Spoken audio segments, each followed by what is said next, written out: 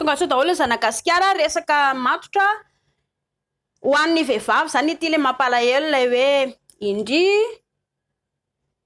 na nividy akanjo andreo raha mety tsy omeny le ry nividy ihany izy fa mividy an'le tsotsotra kely na nividy kiraro andreo raha tsy omeny andry fa mividy ihany izy fa mety le tsotsotra kely ny mampalahelo nefa de tonga de ina mendry le lavaka tsara tarehy la lavaka mahafinaritra kely no nomendry anazy ary avy eo ndry bevoka de izy nomena tsiny avy eo mampalahelo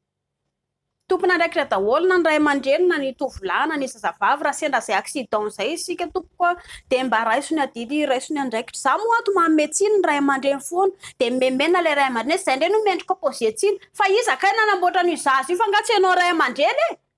enao ray aman-dreny ange fampitaingina tany ambadika tany fa tsy hoe zanaka anao magie de tonga atao aminao tao hoe tsisy tokony mampifanjana anao zany amin'ny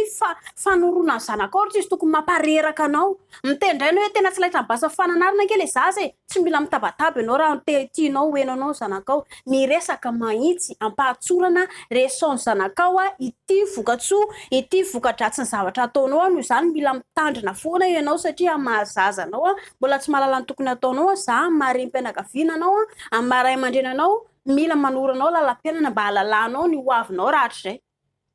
na ho an'ny lehilahy na ho an'ny vehivavy ny zanaka lahy zao atao tanàna de kenakenaina be zanaka malagasy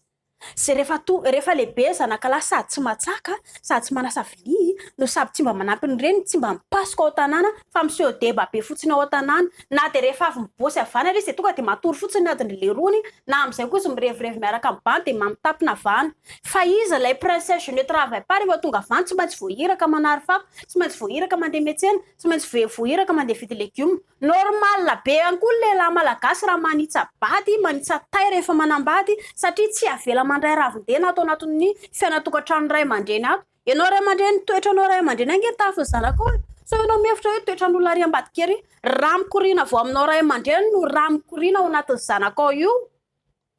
ny lehilahy malagasy tsy mpahatory ny ray aman-dreny hoe elange lesy rehefa lehibe lahy rehefa hanambady vadiny elange tsy maintsy marary fa izakay ny andrasany elahy karakarany io andana zany elahy mba manampy ny reny elahy aloha mba hoe manasa lamba andana elahy mba manampy ny reny elahy mandeha metsena kely aloha vidy saribô mandana elahy mba manampy ny reny elahy manasa matsaka kely aloha fa tena mila manao an'izany elahy azadiny elahy fa ny vehivavy fanaja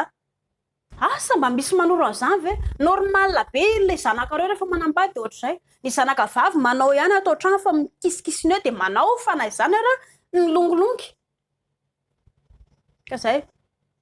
ianao ray aman-dreny fitaratra aza reraka ianao manoro zanaka ao tsy mitabataba tsy mivazavaza fa resao ampilaminana ho an'ny zanaka ihany koa de fadio ilay le hoe ny zanaka matetika menatra ho amin'ny ray aman-dreny zay moa zany mampalahelo le tsika le tsy de manamanana ohatr'izay de menatra le ankizy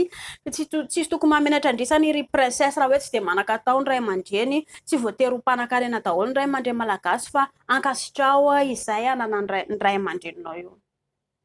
ho an'le lahy sy ny vehivavy ny tiako resahana mahazo tao